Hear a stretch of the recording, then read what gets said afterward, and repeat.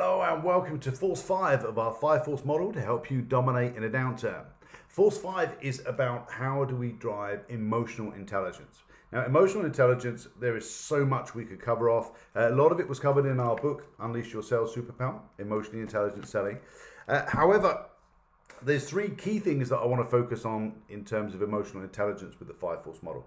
It's around self-regulation, motivation, and relationships. And in essence, focusing quite a lot on empathy. Let's talk about self-regulation.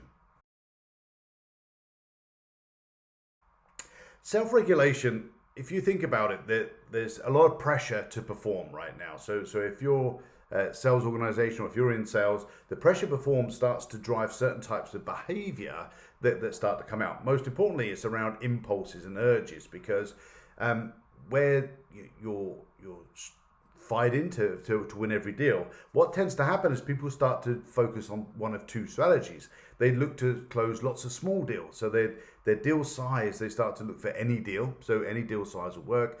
Or they're looking for big whales and they're looking for landing large deals because they're hoping that's going to help it.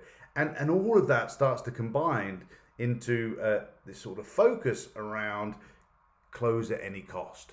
And we start to see negotiations go awry and all sorts of things start to play out. So there's a lot of control around regulating oneself to hold back in some of this sort of frustration, disappointment, and then this strategy of trying to chase anything and everything and close any deal at any cost.